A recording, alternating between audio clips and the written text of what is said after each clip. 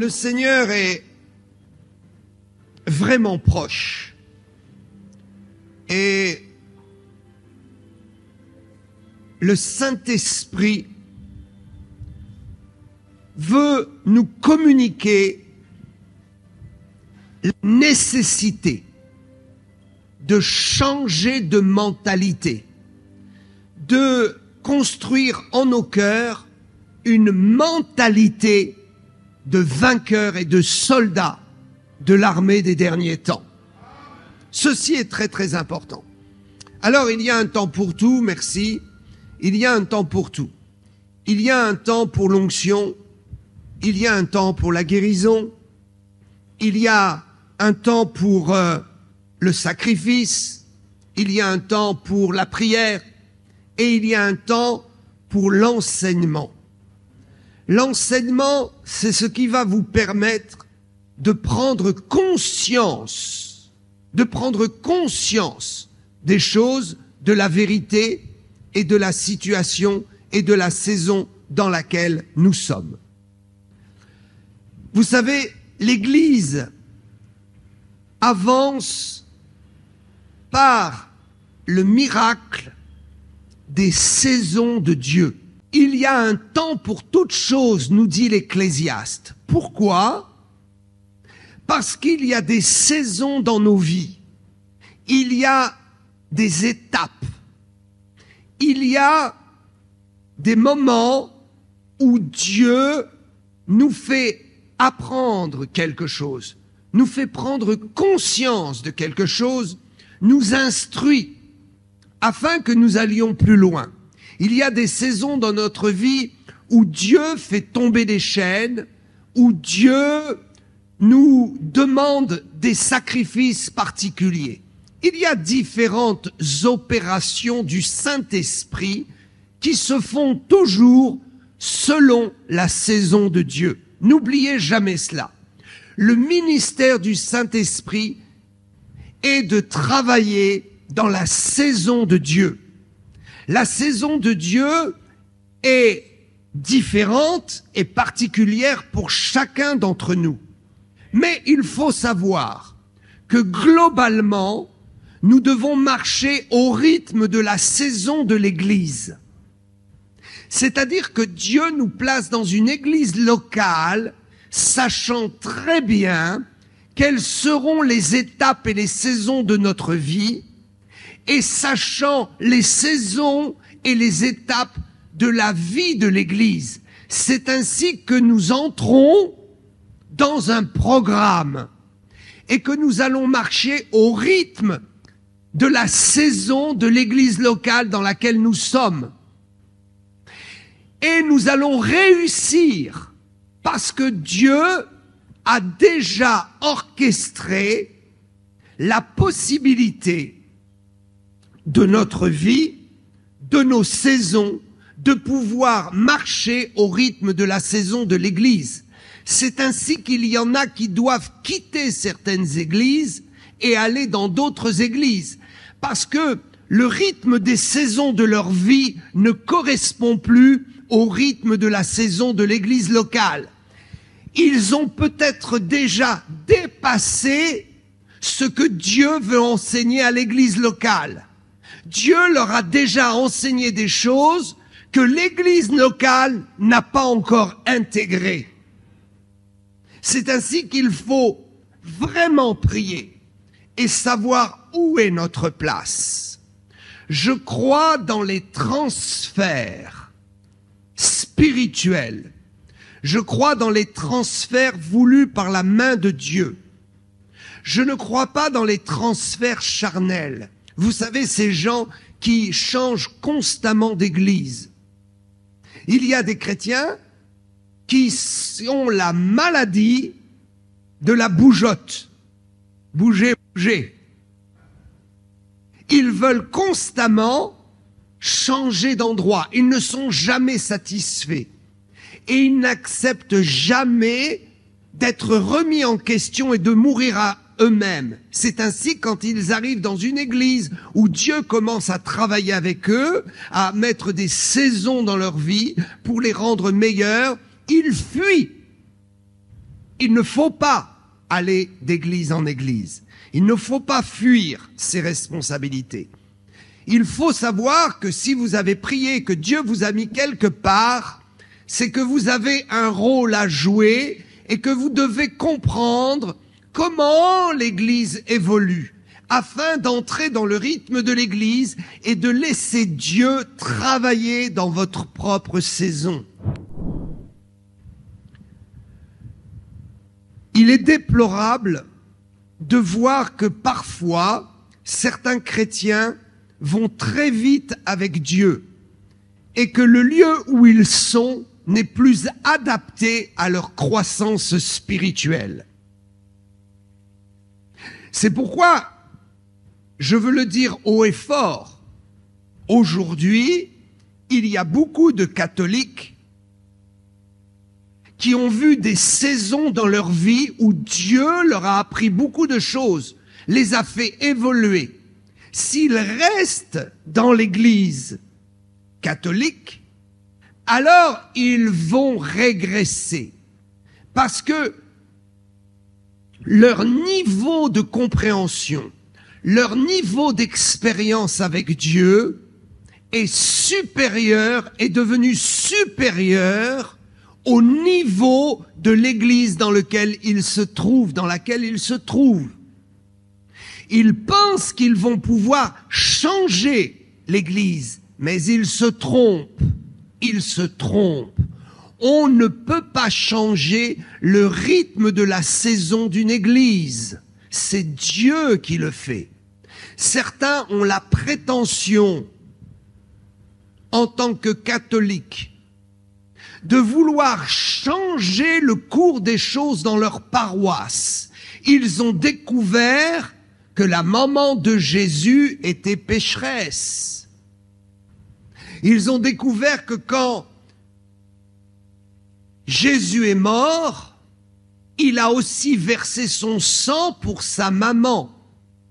Parce qu'il n'avait pas de maman au sens humain. Jésus a été conçu par le Saint-Esprit. Et sa maman ne l'a pas accueilli dans son sein par une semence humaine. Le sang qui coulait dans les veines de Jésus n'était pas un sang issu de la semence humaine. Le sang qui coulait dans les veines de Jésus alors qu'il était dans le ventre de Marie n'avait rien à voir avec le sang de Marie, ni de Joseph. Il portait un sang pur qui n'avait pas été corrompu par la semence de l'homme. Alors ils comprennent, Dieu les a amenés dans une saison qui leur a ouvert les yeux et les a fait progresser. Si ils ont la prétention de rester dans leur paroisse et d'amener ce niveau de révélation, ils vont échouer. Et même l'esprit qui est dans leur paroisse va les ramener à leur vomissure. Ils risquent même de perdre pied et de douter de la révélation qu'ils ont reçue. Pourquoi j'explique cela? Pour dire que il y a maintenant dans nos églises évangéliques des gens qui étaient dans des églises religieuses, légalistes, et qui ont compris à un moment donné la vie de l'esprit. Ils ont compris parce que Dieu a travaillé certaines choses dans leur vie au sein de cette église légaliste, ils ont appris certaines choses. Mais rapidement, les saisons de leur vie les ont poussés à aller au-dessus du niveau de compréhension de leur église et même du niveau de prédication de leurs prédicateurs. C'est à ce moment-là que l'Esprit de Dieu va les pousser en dehors. c'est à ce moment-là que l'Esprit de Dieu va les amener vers une église vivante, qui ne soit plus légaliste, qui accepte la puissance de l'Esprit et qui ne soit plus dans une prison légaliste, une prison d'autorité, une prison d'hypocrisie et de pharisianisme. Vous savez, lorsque nous disons que quelqu'un est religieux dans nos milieux évangéliques, cela a une signification. Quand vous dites dans l'église protestante unie, les protestants qui sont restés protestants, quand vous dites dans l'église catholique que quelqu'un est religieux, ça n'a pas la même signification. Ils pensent que c'est positif. Être religieux, c'est croire en Dieu. Et pour eux, il n'y a rien de négatif. Mais dans nos milieux évangéliques, nous avons découvert une chose, c'est qu'il y a des gens qui peuvent confesser Dieu et être terriblement religieux.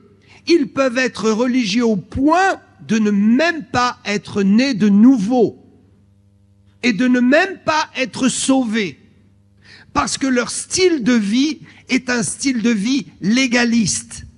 Ils adhèrent, ils se connectent à une pensée religieuse, mais leur cœur n'a pas rencontré Jésus. Alors, il faut faire attention avec les mots. Et lorsque nous disons dans nos milieux évangéliques que quelqu'un est religieux, nous faisons référence à quoi? Nous faisons référence à la pensée biblique, où Jésus s'est heurté, s'est opposé et a combattu l'esprit religieux dans le comportement des pharisiens. C'est ainsi que dans nos milieux, quand nous disons que quelqu'un est religieux, cela veut dire qu'il est hypocrite, qu'il est pharisien, qu'il croit servir Dieu, mais il sert ses propres intérêts. Il sert sa chair. Il sert son moi. Il cultive la personnalité du moi, la culture de l'orgueil. Il fait des choses non pas par amour pour le gain des âmes, il fait les choses pour se donner une bonne conscience et se faire ami des hommes sans Dieu. Nous ne pouvons pas être amis des hommes sans Dieu parce que nous sommes combattus à cause de l'esprit qui est dans ceux qui ne rejettent Dieu. Quand on dit les hommes et les femmes sans Dieu, nous parlons de ceux qui rejettent Dieu. Nous ne parlons pas de ceux qui ne se sont pas encore positionnés et qui n'ont pas cru parce qu'ils n'ont pas encore la foi. Nous parlons des hommes qui ont rejeté Dieu. Nos ennemis sont ceux qui rejettent catégoriquement dans leur foi et leur volonté, dans leur propre choix, ils rejettent Dieu. Alors, les pharisiens sont spécialistes pour se faire amis de ces gens-là afin de profiter d'avantages sociaux, afin de profiter davantage dans cette vie courante, afin d'avoir la faveur des dignitaires. Jésus a combattu cela. Alors, dans nos milieux, il y a des chrétiens qui ont eu une saison merveilleuse où Dieu leur a ouvert les yeux. Et quand Dieu leur a ouvert les yeux, ils se sont rendus compte qu'ils étaient au milieu d'une église locale pharisienne.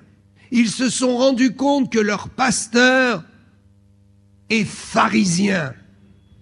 Ils ont donc compris que Dieu les avait amenés dans cette église pour les amener à un certain niveau, mais que maintenant, Dieu les a amenés dans une saison personnelle qui est une saison au-dessus du niveau de leur église. Ils doivent donc quitter leur église. Et ceux qui ont la prétention de dire « je vais changer le pasteur, je vais changer l'église », ils sont prétentieux. Parce qu'il n'y a que Dieu qui puisse changer la mentalité d'une église locale, qui puisse changer la saison d'une église locale. Donc, il y a des moments où il faut quitter et aller quelque part où nous allons grandir un peu plus. Aller à un endroit où on va m'amener plus haut. Le drame, c'est lorsque le pasteur prêche à une assemblée qui spirituellement est au même niveau que le pasteur. Je vais vous dire une bonne chose. Il y a un nouveau courant qui arrive. Il y a un nouveau courant qui arrive et qui va obliger les pasteurs à monter d'un niveau supérieur. Parce que le niveau des chrétiens va connaître une exponentielle comme jamais auparavant. Pourquoi? Parce que Jésus n'enlève pas des pasteurs. Il enlève des chrétiens nés de nouveau. Il enlève toutes ces brebis. Et la Bible nous dit que Dieu envoie l'époux Jésus sur les nuées du ciel pour enlever une église irréprochable et sans tache. C'est ainsi que le travail du Saint-Esprit aujourd'hui est de vous rendre meilleur, de vous amener à la stature de Christ. C'est le temps de visionner les hauteurs spirituelles. C'est le temps de dire « je ne peux plus être un chrétien pris en charge sous la couverture d'un pasteur qui ne peut pas m'emmener plus loin ». Ce qui se passe, c'est que pendant longtemps, on a habitué les chrétiens en francophonie à être à un certain niveau et à ne pas aller plus haut. Et donc, le malheur, c'est que si l'Église ne grandit pas, le pasteur ne grandira pas. Écoutez bien. Une Église qui grandit est une Église dont le pasteur grandit. Une Église dont les membres ne sont pas dans la croissance ne pousseront pas le pasteur dans la croissance.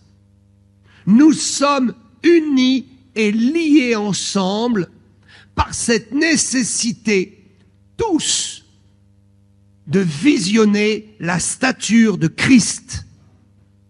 Vous devez donc être exigeants. Et nous devons être exigeants. Donc je veux le dire haut et fort. Vous êtes dans une église vivante. N'hésitez pas à accueillir des chrétiens qui saturent dans leur propre église. Parce que vous êtes responsables.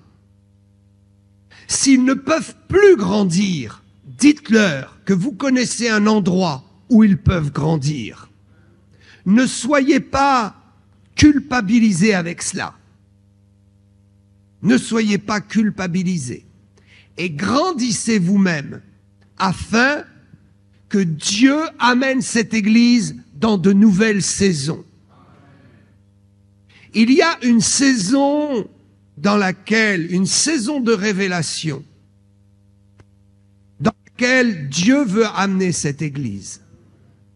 Un point de doctrine. Et dès la première fois que j'ai mis les pieds ici, Dieu m'en a parlé.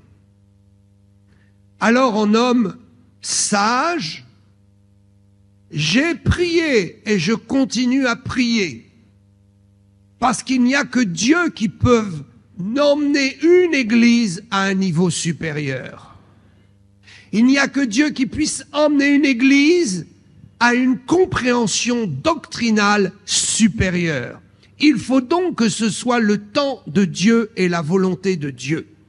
Il m'est arrivé d'arriver dans des églises où Dieu me montre clairement ce que je dois prêcher pour amener l'église à un niveau supérieur. Et parfois, Dieu me donne l'ordre de parler ouvertement, parce que Dieu me dit c'est le temps et la saison, et je serai avec toi pour bouleverser les choses et amener l'Église à un niveau supérieur. Mais il y a des fois où Dieu nous demande juste de nous taire et de prier. Quand il s'agit de l'Église, il faut être très prudent. Mais si tu rencontres un chrétien, alors n'hésite pas une seconde. Entraîne-le dans un niveau supérieur. Notre travail est ainsi. Nous devons aller chercher les perdus pour les amener du monde à l'Église, de l'enfer au royaume de Dieu, et ensuite nous devons les amener progressivement à grandir dans le royaume de Dieu. C'est un travail commun. Il y a le travail fait par les prédicateurs et il y a le travail que vous allez faire vous, de votre côté, one by one, un par un, dans vos cercles de relations, vos cercles d'amis, dans cette vie que vous traversez, vous devez apporter la parole de Dieu. Vous n'avez pas la responsabilité de l'apporter dans une église, car il y a des ministères oints pour porter la parole sur l'église. Mais vous avez la responsabilité d'apporter la parole, d'apporter votre connaissance et d'entraîner les chrétiens que vous connaissez dans une saison supérieure. Si vous-même vous avez découvert une saison, vous avez la responsabilité d'entraîner les autres dans cette révélation. Le temps est court et Dieu va appeler de plus en plus de serviteurs et de servantes. Je l'ai déclaré prophétiquement. Mais je veux vous le redire. Le temps vient où, juste avant l'enlèvement de l'Église, tout chrétien, écoutez-moi bien, tout chrétien aura le pouvoir de prêcher la parole et de faire des guérisons. Oui, des guérisons et des délivrances. Je ne parle pas du niveau des miracles, je ne parle pas des niveaux de l'onction royale, mais je parle de quelque chose qui va bouleverser le monde. Chaque chrétien capable de prêcher la parole avec assurance, avec détermination et profondeur, est capable de guérir les malades, quels qu'ils soient, et de chasser les démons, quels qu'ils soient. Vous devez accéder à ce niveau si vous voulez être enlevé au ciel. Il y a beaucoup de pasteurs, il y a beaucoup de vidéos qui circulent maintenant sur Internet. Il y a du vrai et du faux concernant le retour de Jésus et certains qui ont vu la gloire et l'enlèvement de l'Église. Certains disent que nous serons tous enlevés. C'est une hérésie. D'autres disent que 80% seront enlevés et 20% resteront. Certains prétendent qu'ils sont allés au ciel et que Jésus leur a dit que seulement 2% seraient enlevés. Je vais vous dire ma révélation. Et c'est la première fois que je le dis publiquement. Dieu m'a parlé de la règle des 80-20. Ça veut dire quoi?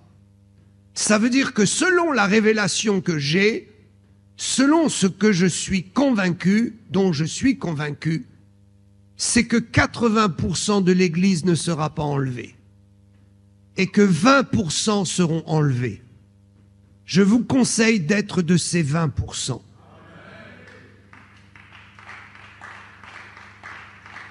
Nous parlons de quelque chose, réfléchissez bien, soyez calmes.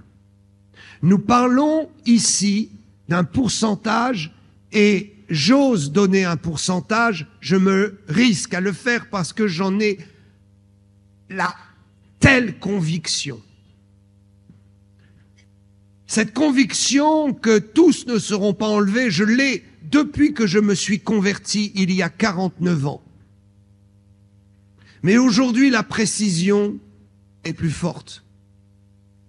Et ce que je veux vous dire, c'est qu'il est question ici d'un chiffre global. Pourquoi?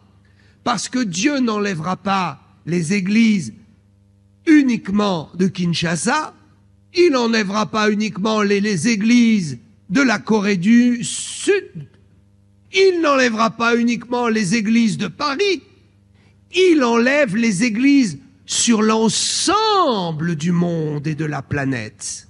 Donc quand Dieu regarde, il ne voit pas une église locale, il voit le nombre global de ses enfants. Il voit l'intégralité et il peut les compter un à un. Et il peut voir ceux qui sont adhérents et qui n'ont pas reçu encore le salut, qui sont des religieux hypocrites ou qui n'ont pas encore eu la révélation. Il voit ceux qui sont nés de nouveau. Et il voit parmi tous ceux qui sont nés de nouveau et ces enfants qui portent le sceau de l'esprit, il voit le comportement de chacun, l'investissement de chacun, le prix que chacun a payé. Certains ont payé un grand prix et d'autres un petit prix. Il voit le niveau d'obéissance. Certains sont des brebis désobéissantes, constamment à désobéir à Dieu, à tomber, à se relever en disant « Dieu me pardonne », constamment à lutter contre l'appel du Saint-Esprit. Et d'autres qui payent un grand prix. Dieu est juste. L'enlèvement est pour ceux qui vont marcher dans l'intégrité avec le Seigneur, qui vont obéir à tout ce que Dieu dit, qui vont mettre en pratique les révélations du Saint-Esprit. Ceux qui marchent encore dans le péché, ceux qui marchent encore dans le compromis, ceux qui marchent encore avec les religieux, les hypocrites et les pharisiens ne seront pas enlevés et doivent se préparer parce qu'ils vont passer des temps terribles dans les tribulations. La Bible nous montre clairement que durant les tribulations, il va y avoir des chrétiens qui vont résister. Quels sont ces chrétiens qui vont être là et résister? Ce seront ceux qui n'auront pas compris le message. Je veux vous donner le message de la dernière heure. Dites-vous que vous êtes des privilégiés et que vous êtes en train d'entendre des paroles que beaucoup auraient voulu entendre. Soyez toujours prêts. Quand l'Église annonce un programme, mettez toutes vos affaires de côté et soyez prêts. Et puisque vous êtes là, c'est parce que vous êtes prêts. Et je vous félicite. Mais dites-le à ceux qui jouent à l'Église, qui plaisantent et qui sont légers et qui pensent que de toute façon, le Seigneur vient et parce qu'ils confessent Jésus, ils seront enlevés. Erreur! L'enlèvement a ceci de mystérieux, l'enlèvement sont ceux qui ont combattu le bon combat et qui sont entrés dans l'élection. L'élection pour 1000 ans. l'élection du millénium. Ceux qui seront enlevés auront une place de choix et d'honneur dans le gouvernement de Jésus pendant 1000 ans. Car quand Jésus va revenir pour poser ses pieds sur le mont des Oliviers, il viendra en rassemblant tous les élus qui auront été enlevés, ils viendront avec lui, et la Bible dit que c'est eux, que c'est ceux-là qui régneront avec Christ pendant 1000 ans. Les autres ne régneront pas. Comprenez-vous l'importance des temps dans lesquels nous sommes? L'urgence de sacrifier votre vie pour Jésus. Paul dira à Timothée dans 2 Timothée 2, « Celui qui veut plaire à celui qui l'a enrôlé ne s'embarrasse pas des choses de la vie. » Il est temps de résister au monde. Il est temps de résister à Satan. Il est temps de ne pas se faire voler les grâces de service et d'édification qui nous sont offertes avant l'enlèvement. Résistez à vos employeurs. Résistez aux circonstances de ce monde. Dieu vous a convoqué quelque part et au moment où vous devez partir, le téléphone sonne. Et il y a toujours une bonne raison pour que vous disiez, il est sage de ne pas partir, mais puisqu'on m'annonce ceci, je dois me mobiliser pour ma famille. Je dois me mobiliser pour l'enfant qui est malade. Je dois me mobiliser pour l'employeur qui m'appelle. Je dois me mobiliser parce que la tata, elle est malade. Je dois me mobiliser parce que il n'y a pas de transport. Je dois me mobiliser à cause d'un mensonge qui vient d'intervenir au téléphone. Soyez des héros vaillants. Ne laissez pas le diable contrôlez votre vie. C'est le temps de tout donner à Jésus. Si vous n'avez pas tout donné jusqu'à présent, Dieu, plein d'amour, a été patient avec vous. Il vous a permis de marcher dans une saison de permissivité, c'est-à-dire une saison où il ferme un peu les yeux et il permet par amour, il vous laisse le temps par amour. Mais ce n'était pas sa volonté parfaite et vous le saviez très bien. Mais maintenant, Dieu se lève de son trône, il souffle de son esprit et il dit, je ne permets plus. C'est le temps de faire un choix. Il y a un verset que j'ai reçu très important pour vous, pour la saison d'aujourd'hui, pour les églises de Kinshasa, pour les églises du Congo démocratique. Luc 17, 33.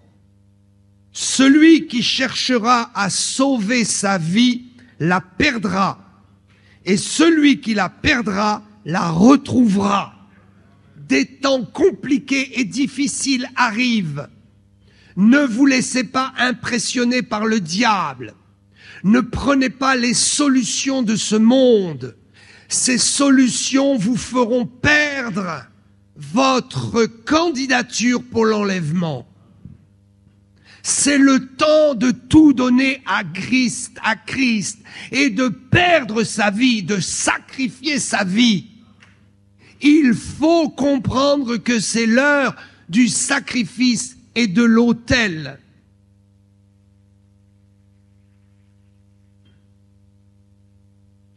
Au mont Carmel, la Bible nous le signale entre les lignes. Vous connaissez tous l'histoire d'Élie au mont Carmel. Le défi, vous voulez servir de Dieu, vous voulez servir les fétiches, maman, la vie et Dieu, ce n'est plus possible. Élie arrive au mont Carmel et le feu va descendre. Mais avant qu'il descende, Élie fera couper le taureau en morceaux pour le mettre sur l'autel. Et nous savons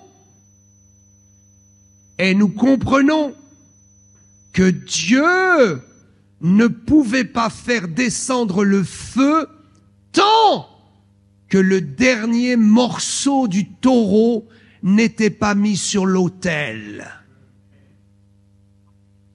Tant que tu n'as pas mis le dernier morceau, le feu ne pourra pas résider dans ta vie.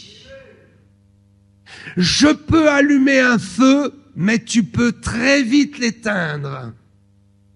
Le principe du feu, c'est une grâce de la puissance et de la gloire qui est dépendante de ton action. Recevoir le feu n'est pas définitif. Recevoir le feu devient définitif quand tu alimentes l'autel afin que le feu descende constamment.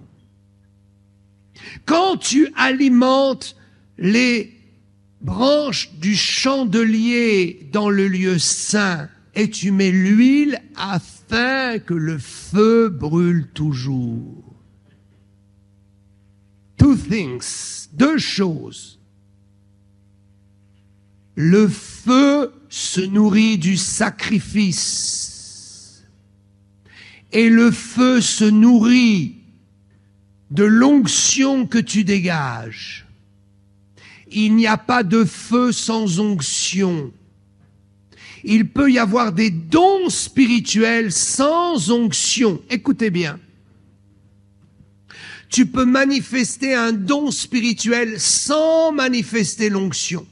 Tu peux manifester les dons spirituels sans manifester le feu.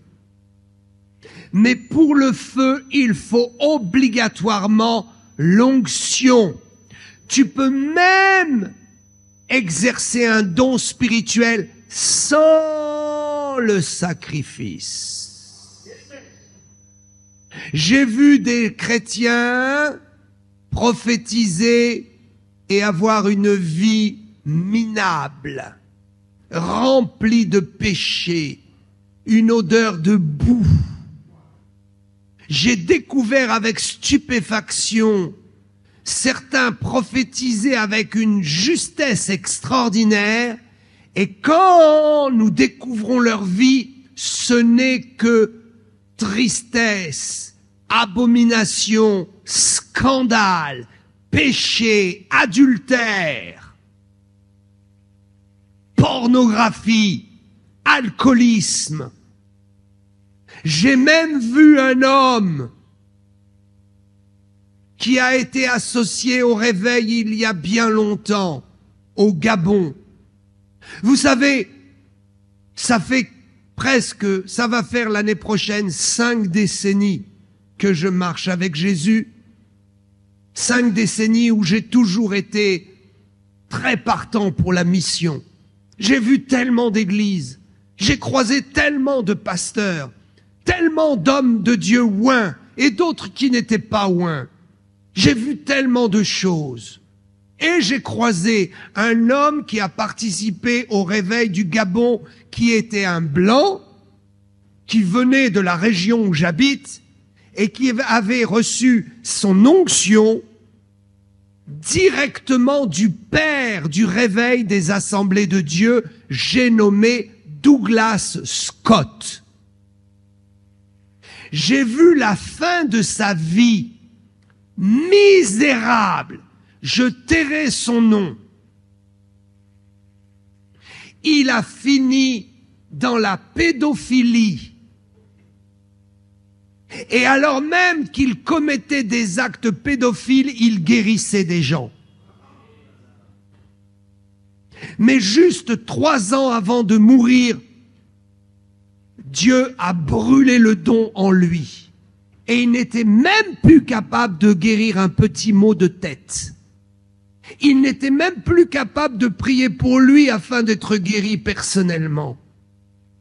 Nous pouvons faire fonctionner les dons et ne pas être candidat pour le ciel. Ce n'est pas parce que tu guéris les malades, ce n'est pas parce que tu prophétises, ce n'est pas parce que tu as le don de discernement, ce n'est pas parce que tu as un don de sagesse que tu te garantis l'enlèvement.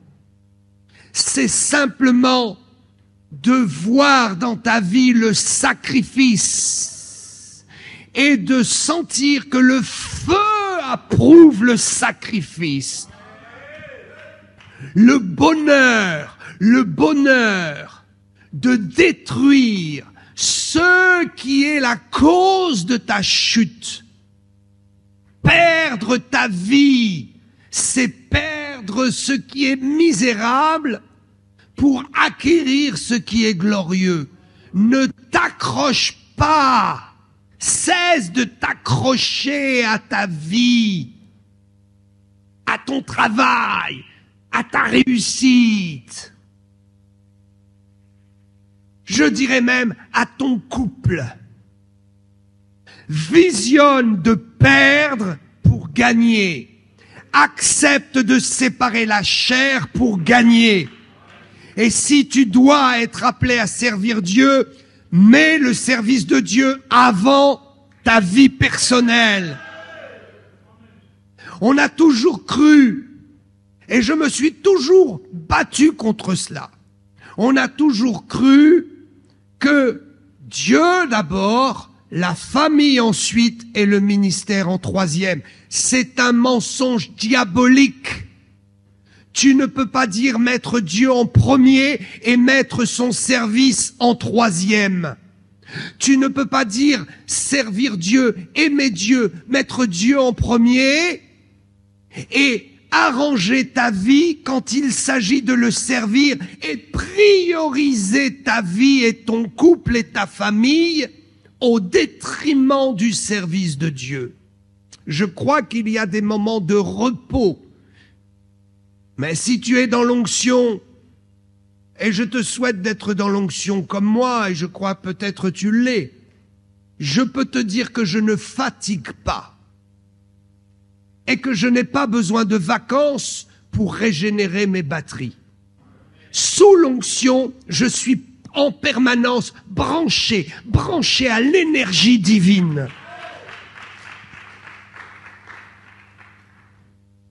Donc, l'affection à sa femme et à son mari, mets ça de côté, sers Dieu, et ensuite tu retrouveras ta femme et ton mari. L'enfant est malade, confie-le et crois. Va faire ce que Dieu te demande et sers Dieu. Je n'ai jamais annulé une seule réunion. Ma fille est témoin. J'ai entendu le témoignage de Catherine Kuhlman quand j'étais tout jeune converti. Elle n'avait jamais annulé une seule réunion de toute sa vie de ministère. La seule réunion qu'elle a annulée, c'est quand elle est morte. Qu'elle avait été conduite à l'hôpital et qu'elle avait été obligée d'annuler sa dernière réunion. J'ai dit, Dieu, je veux moi aussi, c'est possible, ne jamais mettre mon ministère après les affaires de la vie et annuler une seule réunion. Il y aurait même une seule âme. Souvenez-vous, Jésus n'a pas refusé de pourvoir. Il n'a pas annulé une réunion où il y avait un seul homme. Mais cette réunion de nuit où il n'y avait pas la foule a été un bouleversement dans la compréhension de la nouvelle naissance. Jésus avait des réunions avec la foule, mais ce jour-là, Dieu lui a tapé sur l'épaule et lui a dit, tu as une réunion. Et Jésus a dit, j'annulerai pas. Et Dieu a dit, il n'y a qu'un seul auditeur. Combien de serviteurs et de servantes annulent leur réunion parce qu'il n'y a pas assez de monde?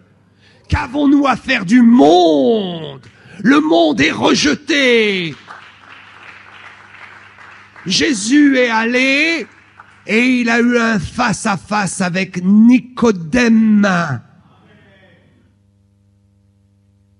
Nicodème a porté le message de la compréhension de la nouvelle naissance.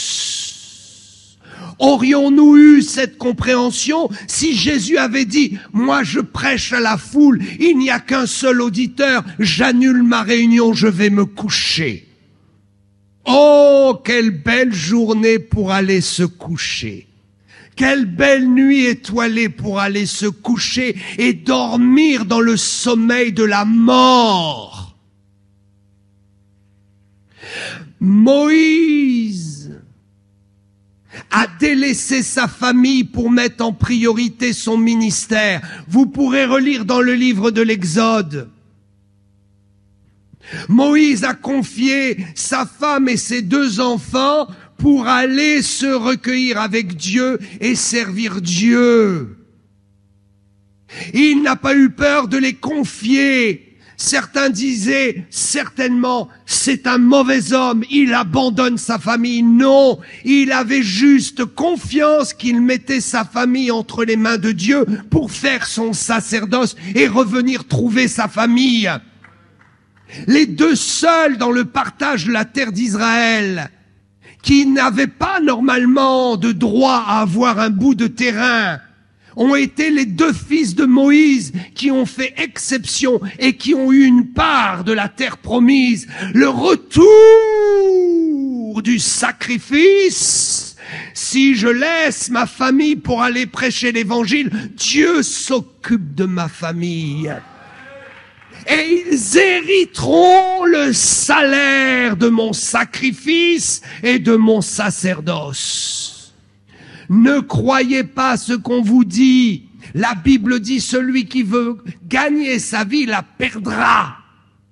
Si Dieu vous a consigné pour le service, rien ne doit passer avant cela.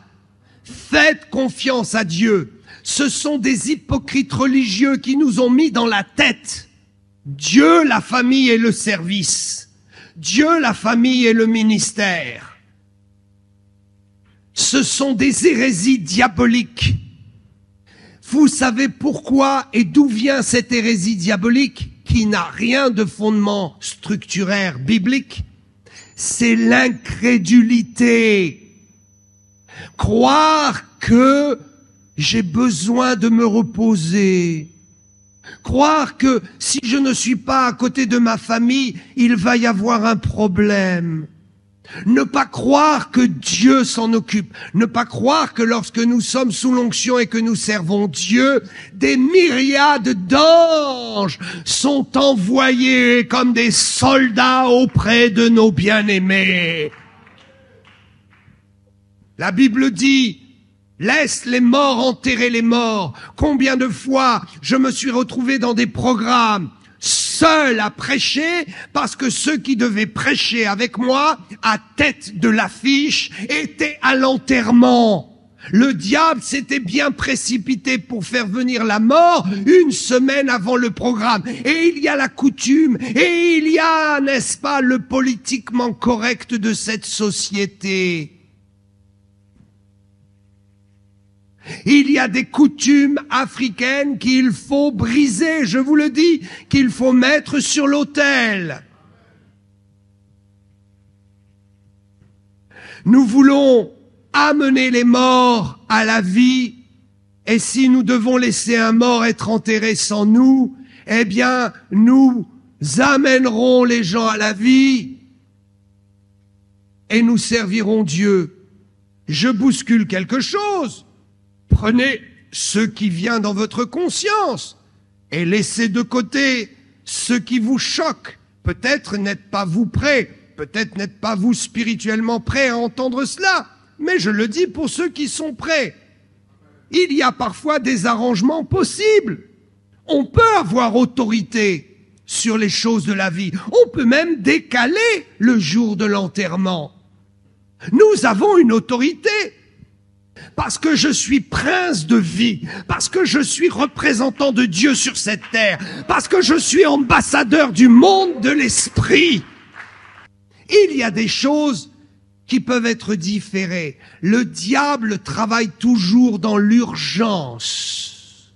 Écoutez bien, Dieu travaille dans le maintenant et Satan, qui veut imiter le maintenant de Dieu, travaille dans le stress et la peur de l'urgence.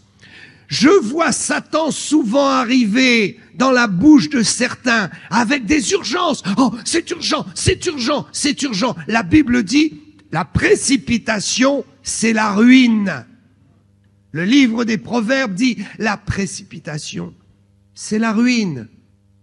Et il y a des gens qui vous mettront toujours dans l'urgence et la précipitation, vous faisant croire que vous allez perdre quelque chose. Mais en fait, en obéissant, c'est là que vous perdez. Satan est le meilleur commercial que je n'ai jamais rencontré. J'ai rencontré des commerciaux dans ma vie, des très bons.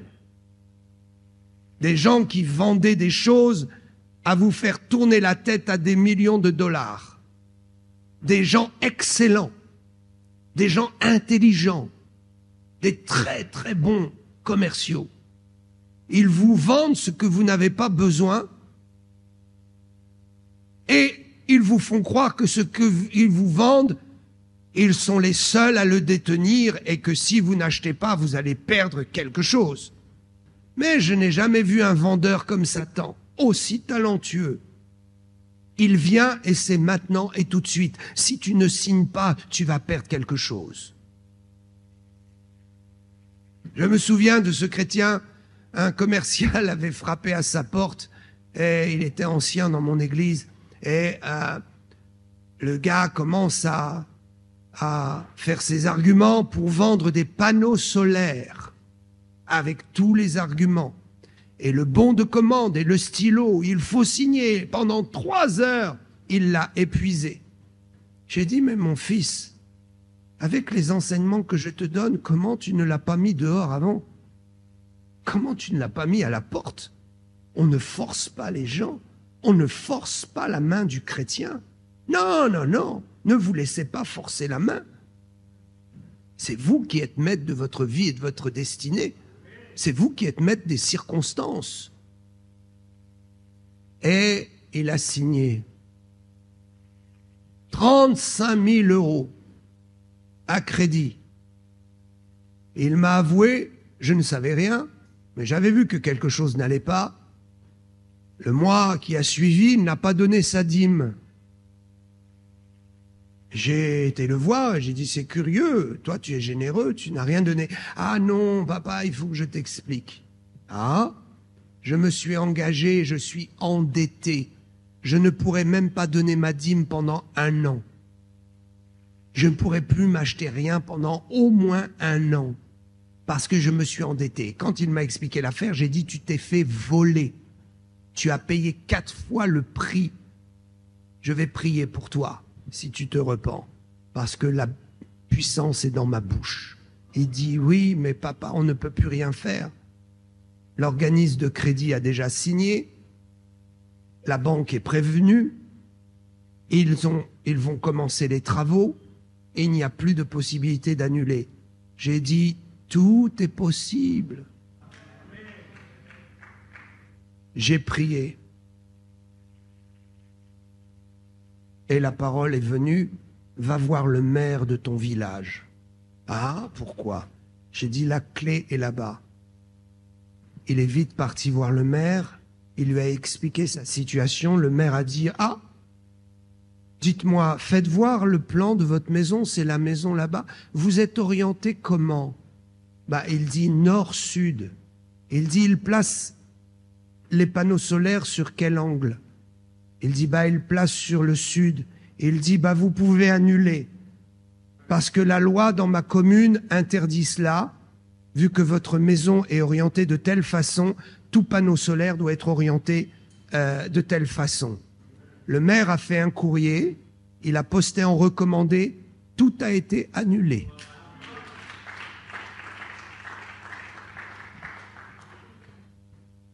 Nous sommes maîtres des circonstances. Nous pouvons renverser les ambassadeurs du monde des ténèbres qui veulent nous voler notre vie, notre temps précieux. C'est toujours dans la précipitation. Combien de fois j'ai dû reprendre certains de mes enfants spirituels qui devaient venir à un programme et au dernier moment, ils ont mis l'enfant chez la nourrice. La nourrice appelle, catastrophe, l'enfant est tombé, il s'est blessé. Urgence, viens vite. Et ils arrivent et en fait c'est un tout petit bleu de rien du tout. Et ils ont perdu la bénédiction à la croisade. Restez dignes. Ne vous laissez pas impressionner. Ne laissez pas la peur vous saisir quand quelqu'un vous parle d'urgence dans ce monde. Mais laissez-vous saisir par le Saint-Esprit lorsqu'il vous dit qu'il est urgent de perdre votre vie pour gagner celle du ciel. Alléluia. Beaucoup ici, je suis sûr, parmi les jeunes, vous avez un appel pour servir Dieu, n'est-ce pas? Je suis venu vous dire que tant que vous ne mettrez pas le dernier morceau de taureau sur l'autel, le feu ne viendra pas descendre pour justifier votre ministère et votre appel. Je vous dis que l'heure est si urgente que maintenant l'Esprit dit que la parole que j'ai lue dans Luc devient actuelle, terriblement actuelle. Celui qui cherche à gagner un bout de sa vie au détriment de l'œuvre de Dieu perdra. Et celui qui accepte de sacrifier un petit morceau de sa vie pour prendre un morceau du ciel sera gagnant.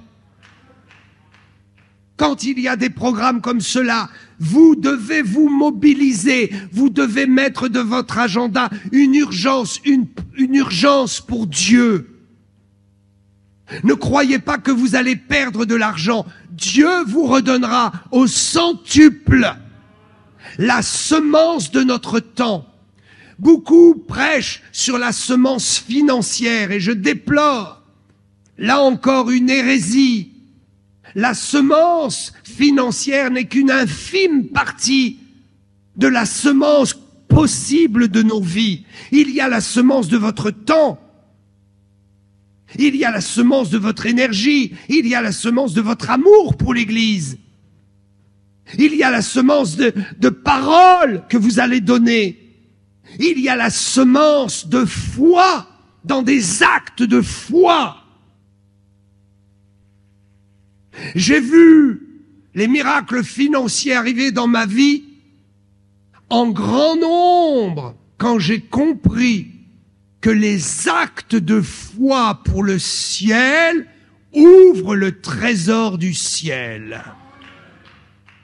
Il y a beaucoup ici, vous devez servir Dieu, n'est-ce pas? Où sont-ils? Faites-moi signe de la main. Les jeunes qui doivent servir Dieu. Où? Quels sont ceux, baissez les mains, qui ont eu un appel précis et qui ne servent pas encore Dieu, qui se considèrent entrés dans une formation? Vous avez un appel précis. Amen. Vous savez à quoi Dieu vous appelle. Levez la main. Vous savez à quoi Dieu vous appelle et vous n'êtes pas encore ordonné dans le ministère, n'est-ce pas? Ici, là, là-bas, venez devant. Oui, venez devant. Souvenez-vous de ce que Jésus a fait pour vous. Ne le perdez pas. Gardez-le précieusement. Jésus revient très bientôt. J'ai désiré vivement allumer un feu pour cette deuxième convention. Je me suis tellement préparé pour cela depuis la France. J'ai désiré allumer un feu et je n'ai pas voulu qu'un autre feu étranger soit allumé. C'est pourquoi je vous garantis que Jésus a été invité. Amen. Et que le feu du Saint des Saints a été invité. Amen. Et qu'il ne peut pas y avoir d'autres invités. Il ne peut pas y avoir de feu étranger et il ne peut pas y avoir de manipulation de l'ennemi parce qu'il n'est absolument pas le bienvenu. Il n'est pas invité. C'est vous les invités. Amen. Pour profiter du banquet merveilleux. J'ai désiré allumer un feu et je me réjouis de ce qu'un autre feu n'a pas pu être allumé. Je vous dis à demain et je vous dis, réfléchissez. Nous sommes dans ce début du mois de juillet de l'an de grâce 2025. Dans 6 mois, ce sera la fin de l'année. Que serons-nous dans 6 mois? Que deviendrons-nous dans ces 6 mois? Il y a une traversée de 6 mois. Je vous dis, il y a une traversée de 6 mois. Où serez-vous? Que ferez-vous? Dans quelle dimension serez-vous dans 6 mois? J'espère que vous clôturerez cette année ayant fait un bond gigantesque dans le royaume de Dieu. Notez cette date, début juillet, et faites le bilan dans 6 mois. Qu'est-ce que je serai devenu dans 6 mois? Serai-je encore parmi vous? Mon ministère sera-t-il encore là pour vous? Une nouvelle génération vient. Une nouvelle génération. Il faut l'accueillir. Le retour de Jésus est proche. Que sera la France dans 6 mois? Que sera l'Europe dans 6 mois? Pourrais-je encore voyager vers vous? Et si je ne le peux pas, peut-être par des moyens surnaturels, je viendrai vous voir. La téléportation est une chose tellement simple dans le règne de l'Esprit. Je vous en supplie, perdez votre vie et retrouvez-la en Jésus. Que Dieu vous bénisse. Que Dieu vous bénisse.